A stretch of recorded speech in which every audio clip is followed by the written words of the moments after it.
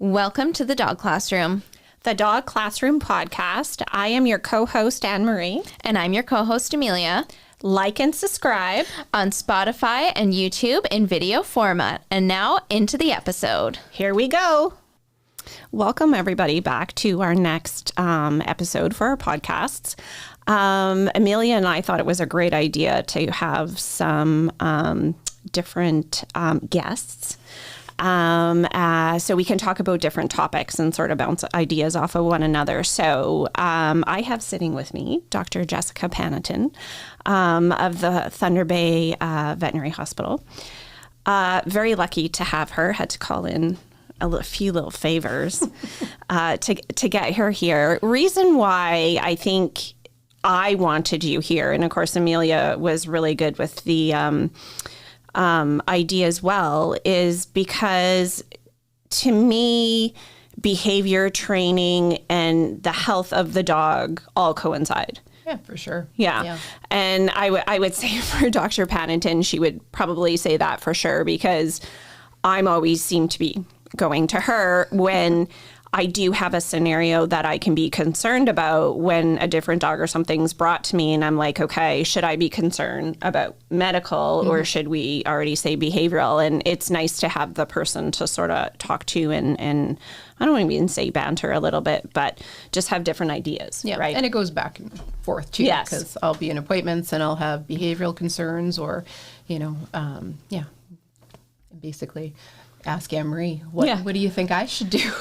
Yeah, so it's definitely, and again, for a few clients, we definitely have the same clients. I work on one sort of which is really nice issue. When we have that. You have mutual clients where you have a behavioral issue, separation anxieties, or just puppy behaviors, and that they're going to class with you, and I can be like, well, this is what I recommend, but don't forget to ask Anne-Marie. Just so it's like a little bit of a double whammy there that we're talking about the same thing. So Dr. Panontin and I have come up with some different topics that I think will be fun to sort of play around with. The bonus too is Jessica's going to join us for a second podcast as well. And we're going to get into some things to expect in spring. And of course we go ticks, fleas, heartworm, right? As soon as the bugs and stuff come out. So this one, we're going to sort of talk more about in the clinic stuff, right? So basically I asked Dr. Panontin, because I was looking online and so forth, what 5 things that she thinks people should ask her when they come for a visit, like book an appointment to see her. Because I think a lot of times, and it's cute, right? People have the list when they come see you and they're giving you the list. But I think it was sort of neat, some of the ones that that Dr. Panontin came up with. So I'm just going to mention them and then I'm going to let her sort of explore it a little bit as to why. So geriatric exams. Yeah, and I mean, so when Anne-Marie asked me this question, I'm like, well, I don't know what I want people to ask me. But so what did I do? I Googled, what do people ask their vet? So did I. So, and the first thing that always comes up is that animals should have an annual exam. So, and as cliche as it sounds, so animals should come in for their annual exam. Because a lot of people say or do, because if their vaccines are only due every 2 to 3 years, they might not come in. Exactly. And this applies more to, I would say, not applies more to, but definitely when they're geriatric or senior, coming in annually just to get checkups. So that would kind of be, even though it comes up and it sounds cliche, that's still probably the number one thing is, yes, I think dogs should come in for, their annual exam and checkup. So so let's break down annual exam just a touch. Because again, I think it's important for people to ask questions, but I've also been in exam rooms with you, and you've actually found something that the owner didn't know about. So when we say geriatric exam, like what are you looking for? What are you checking? Well, I mean, obviously we're checking from head to toe, but it is things that It starts with questions. So, going through the history, people will tell me things, and sometimes it triggers something like, oh, yeah, my cat's been drinking lots of water. My cat's been peeing a lot. Okay, so we're going to check out a few things. Right. We're going to check the animal's muscle mass. We're going to check their eyesight. We're just going to check some things that might rule out some senior conditions that the animal can be dealing with.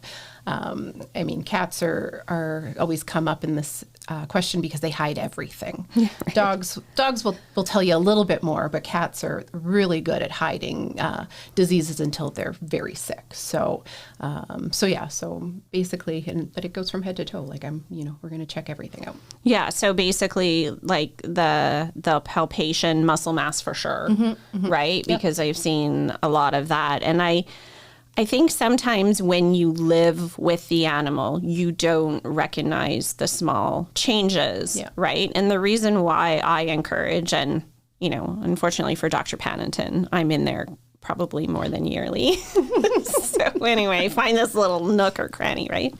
This little lump. But the thing is I think it's important to have a relationship with your vet, right? And if you're used to seeing that dog every year, you're going to notice the subtle changes. Definitely. The clients that I see every year, I have I can remember animals, but I won't always remember the people.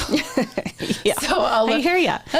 I'll look and like, oh yeah, I remember Fluffy last year. And you know what? I think Fluffy's lost a little bit of weight. And, we go back and check the record. Oh yeah, Fluffy's lost a pound or so. Yeah. I wonder what's going on there. Or the opposite, Fluffy's gained 5 pounds. Yeah, and, here we go. Maybe we need to go on a diet. And so, but yeah, having a vet that you see consistently definitely helps because they learn your animal. And again, going back to behavior, they know your dog and sometimes, or your cat, and they know how to deal with them. They know, oh, might bite me when I touch his feet. So we're going to leave that till the end, or, checking the mouth. We're a little head shy, so we'll just be careful, or better with no restraint, or all those kind of things. So it's nice to be consistent with the same vet.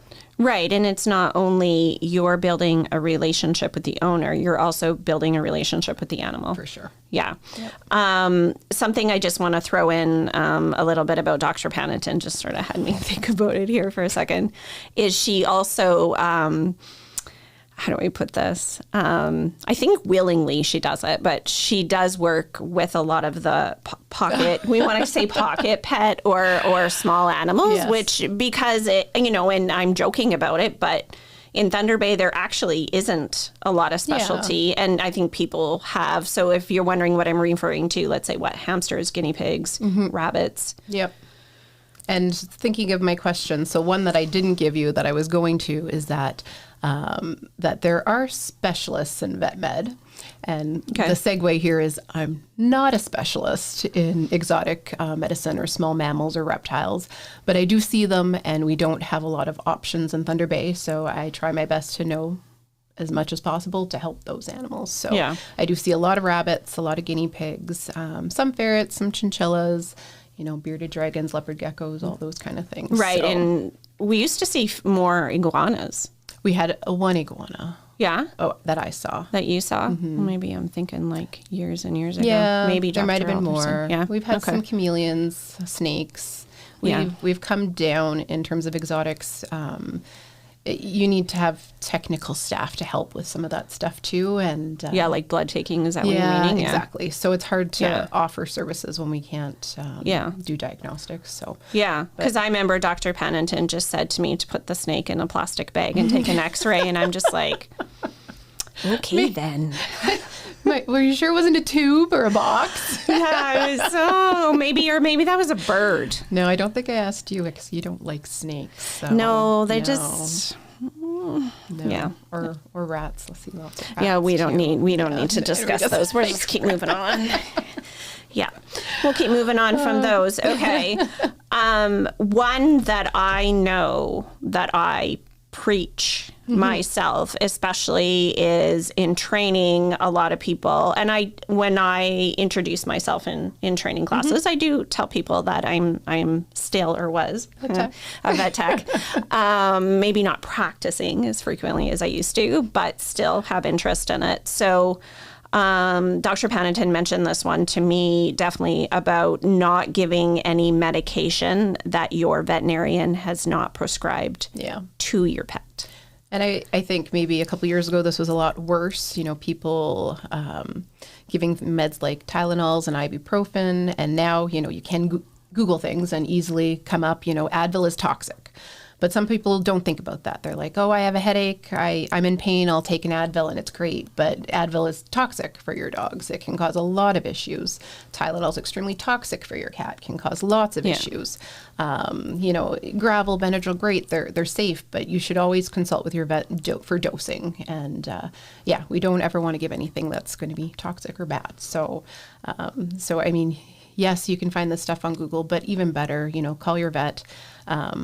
And I had another little segue on this one. If there is meds or you are worried, there is vet pet poison controls too. There are other resources if you can't get a hold of your vet. But yes, please don't give over-the-counter medications if you don't know what you're given. Yeah, because I think people don't understand is they think that, they have, pets have kidney liver like we do. Mm-hmm. I find a lot of times it's, for some reason, they give the 30-pound dog that they have the same dose they would take. Mm-hmm. And you're just like, no. And again, dosing can be completely different. Sometimes we dose extremely higher in some drugs and some, low. So it's not always equivalent body mass to body mass. So definitely, consult if you don't know. Right. Okay.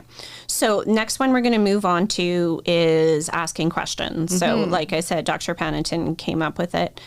I think, we've all been to the doctor. We've all been to Emerge. And then obviously everyone's been to sort of the vet clinic. And it can be a little bit stressful, a little bit overwhelming. So Dr. Panontin had mentioned it's important to ask questions. So do you want to elaborate on that for me? I mean, and again, sometimes people don't know what to ask or don't know when to say. And I always encourage people to, think about any questions you have and email me or ask me afterwards, because for you to understand, I'm giving you a diagnosis, like a cancer diagnosis, for example, and it's something really bad. And I want you to ask questions. I want you to know what's going on with your pet. I don't want you to leave and not know, not understand. So I need you to ask questions so I can help you understand.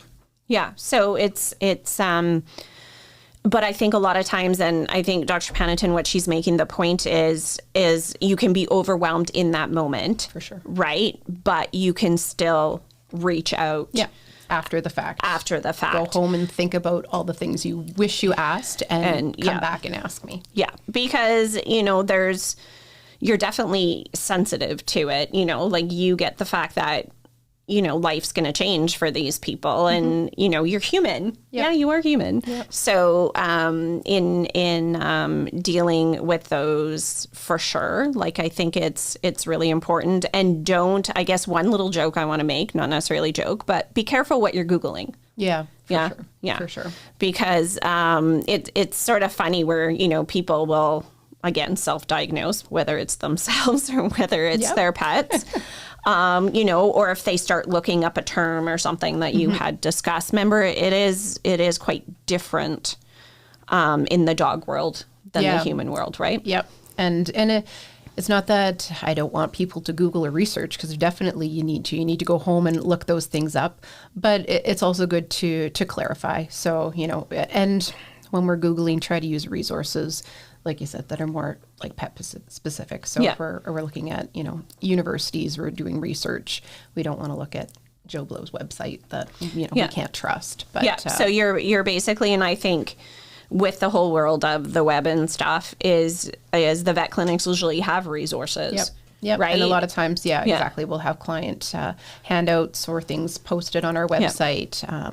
And if we don't, we can find those for you too. So we can look them up. So the bottom line is just, if you have questions, ask them, even if it's after the fact. Or in the appointment. The other thing, people have a variety of knowledge, and sometimes I don't know what you know, or I'll use terms like, I'll say renal, and some people don't realize that means the kidneys, and tell me that, let me know. And it's not, there's no shame in asking. I was going to say any question is never a bad question. Exactly. Right? Yep. Yeah. Same with us a little bit in using terminology and stuff. But that's why, you're there is to explain and break things down, like the communication for sure. So we're going to head to a topic. Yeah. That's a little bit more sensitive. But once again, Jessica did bring this up, actually. I don't want to say on her own, but it was also asked a little bit. I know I'm sensitive to it because I see behind the scenes. Yeah. So I feel like, I get this end of it and I also get the other. So what we're going to talk about is vet shortages.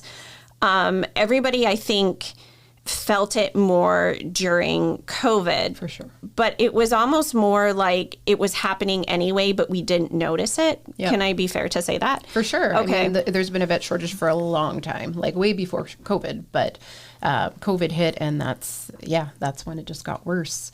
But I guess I put that more as a question, like, what can these people do? And I mean, obviously, call around to look for a vet, but there's other resources out there and there are, online resources, places that, emergency, there's other things we can do when there's a vet shortage. So, and all the vet clinics are trying their best, to get people in, to hire people, find people to come to Thunder Bay. Yeah. Yeah. And I think that's a lot of to me, there's always more to it than one view.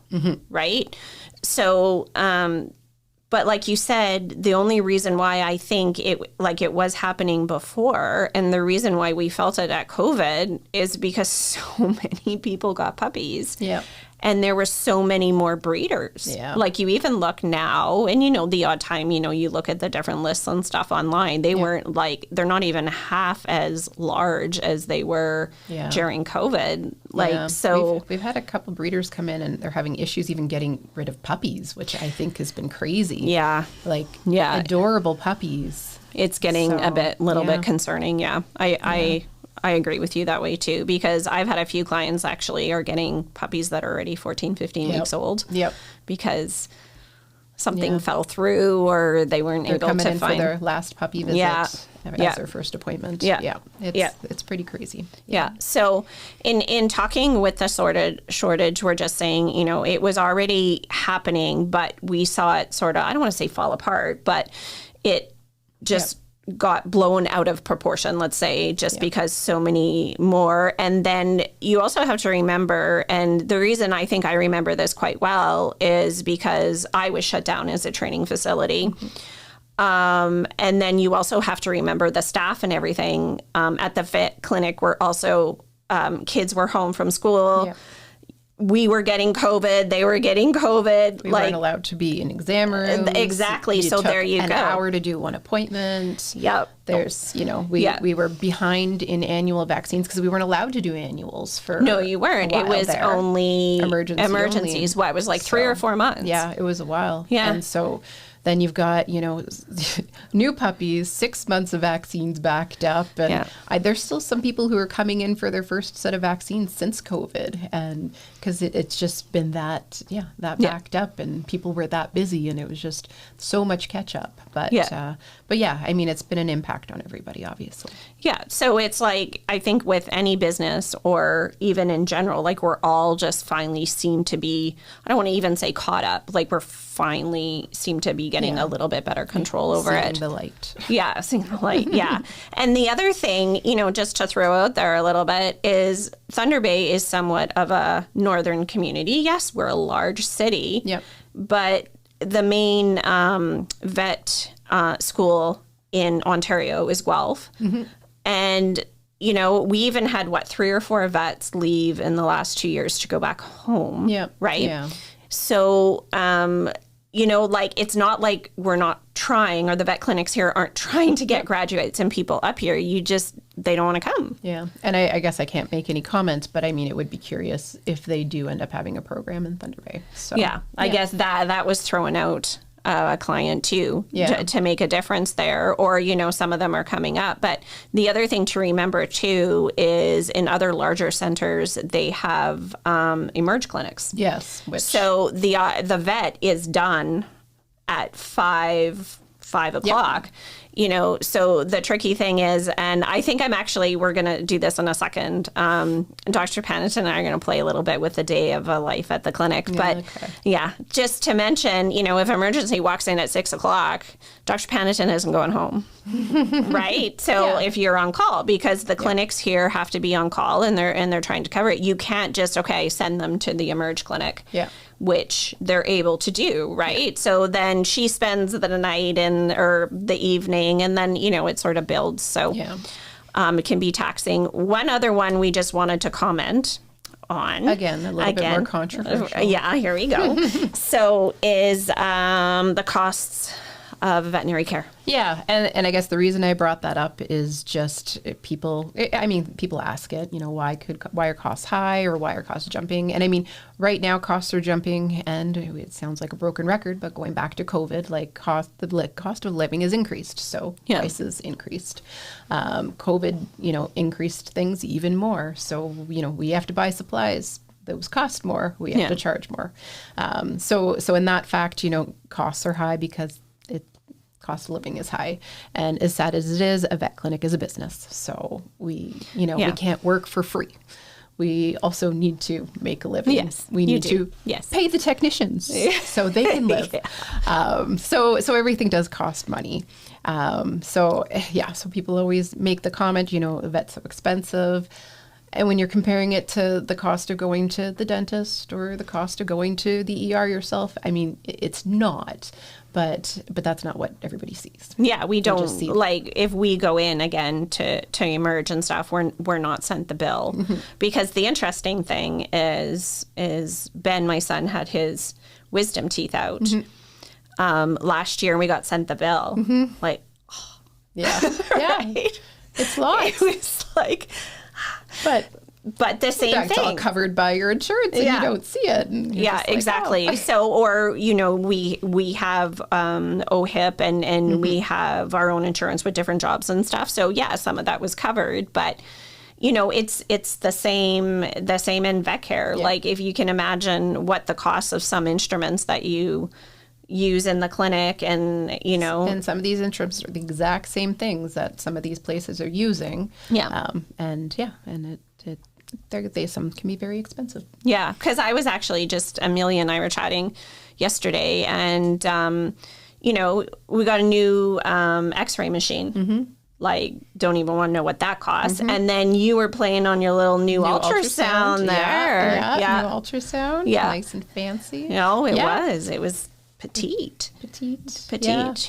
Portable. Yeah. Bring it with me. Very portable. So in starting to summarize a little bit what we were chatting today, and like I said,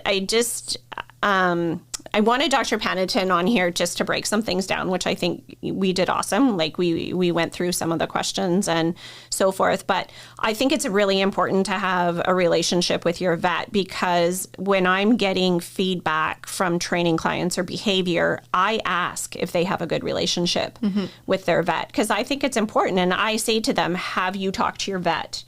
About it? Because I always, in my head, but again, I started as a vet tech, I didn't start as a trainer, is rule out medical first. That's what happens in my brain. And I mean, any times you're dealing with a behavioral issue, you have to think of any medical causes before you tackle the behavior, because basically the behavior is kind of not the outlier, but, you know, if you have a senior dog who's, you know, started to pee in the house and never peed in the house before, well, we got to rule out a urinary tract infection. We got to rule out pain before we decide that we have to go back to square one with house training, right? So So, you know, that's why I encourage, and I also think that's why those annual vaccines and stuff you're thinking about is important, is having that relationship. For sure. You know, and then it's also learning about new things that have come up, you know, like a new alternative medication. For sure. I had just stopped into the clinic and Dr. Sanzo was already throwing some stuff at me, which is super cool, because I think if all us dog professionals help each other, right, then we can further help the dogs and clients. Again, I love the fact that, when I hear my clients go to the dog classroom, because it makes me happy, because I know I got somebody to talk to about their issues. Yeah. Especially like in behavior too, even that. I mean, it's good to have the vet and the trainer, working together to try to find a solution. Yeah, for sure. So I had already commented a little bit about Dr. Panontin also, even though, say, she's not a board certified surgeon for a small animal, but at least she takes an interest. And we all know, the more we take an interest and practice something, the better we get at it. But just to remember is, when we look at the whole world of doctors and stuff, we have like our GPs and then we have our surgeons and then we have our ultrasound techs and we have our blood techs. Believe it or not, veterinarians are all the above. Right? So I have to say, Jack of all trades is they need every type of, so again, Dr. Panontin has an interest in ultrasound, very good at it. If technical staff is busy, she has to know how to take x-rays or come in after hours. I took blood on a cat today. I don't do that often. There you go. Yeah, or the bunny's ears. We look to Dr. Panontin, because try hitting that for blood work. And then I'm looking at my little list here, like nutrition. You're also a nutritionist. Right? Yeah. Surgeon, also a surgeon, where I know some of them when we get into more orthopedics and stuff, but spays, neuters, exploratories. Yeah, doing all the cystotomies. Yeah, like she's in there doing that, right? So they're very multi-talented. So, and it's a lot of schooling. Yeah. Right? Like it's not you just go get a 2-year degree and boom, you're done. And things don't stop when you're done school. You keep on learning. Yes, you keep on learning. And we have talked about that actually in different professions and training is nobody's ever, like you can't even say, I think with any profession that you're 100% trained. No. Right? Because everything's changing. Everything changes. There's always new, again, you're saying new medications, there's new protocols, new things that you're supposed to do and not supposed to do. So we're always learning and we're always learning new things. Okay, perfect. So we talked a little bit about the vet exam. I think we had a little bit of fun with some of the suggestions that you had. I would like, and if you don't want to do this, I'm going to do it. Okay. I don't know if I'm going to exaggerate it a little bit, but we want to talk about a day in the life of a veterinarian. Yeah. So I want you to start me at like 8 o'clock. Think of I'm what, up at 6:30. Okay. Oh shoot. Okay. Let's start. 8 o'clock. Sorry. My kids are older now, Jessica. 6:30, my dog wakes me up in the morning. Let's go. Yeah. Okay. So a dog wakes me up in the morning, got to feed them, they got to go out, got to make coffee, eat breakfast, got to get the kids up or feed them breakfast or vice versa, depending on whoever's up first. Right. And then, got to get their lunch packed. You got to get them on the bus. Got to come to work. So now we're probably at 8:30. Okay. Now we're at 8:30. Okay. So that all happened before that. Yes. And so got to start the day. We start the day at work with rounds. So discussing with everybody how the day is going to go, trying to plan the day. I'm in surgery like I was yesterday, then try to get all my surgeries done before the meeting that we were going to have at lunchtime. Okay, so give just a quick rundown how many surgeries you had. So we started off with checking and trimming a guinea pig's teeth. Then we went to checking a liver. We did a liver ultrasound. Then we went and did a dog neuter. Then we did full or half mouth extractions on a cat. Second half, he's doing very well. Okay, good. Then we went and did another abdominal ultrasound on a cat. Then we went and checked ears on a tech's dog. Yes. Those us techs seem to sneak just those. Throwing that in there. Sneak those animals and then another tech decided that we needed to do chest x-rays on her dog too. So we did that all before 11:30. Wow. 11:30, got it all done. Go girl. And then there was a staff meeting, which put a lull in the day. And then we picked up and we you were started just again going. at 2. And I don't even remember what we did, though. There was a couple of things we did at 2, and then that's when the emergencies started coming in for some reason. The new vet decided that she was going to go home. So she got to leave. and then we had a dog bite come in. We had a dog with a bladder blockage come in. Wow. And then I had to text my husband and say, you go get the kids because I have to stay here to deal with this. I think it was 6:30 then by the time I was done my day and decided that it was time to go home. Yeah. So I was officially thought I was going to be done at 2. Didn't happen. Didn't happen. I did all my surgeries. Yeah, you kicked butt before that meeting. Yeah, and that then, just meant I got more things to do. Yeah. So. Yeah, which is, again, in talking about rounds, just because you plan in a day absolutely does not mean that it goes that way. No. And I think probably the meeting allowed you to have maybe lunch once this week. Yes. Yeah, that's true. I had lunch because there was a meeting.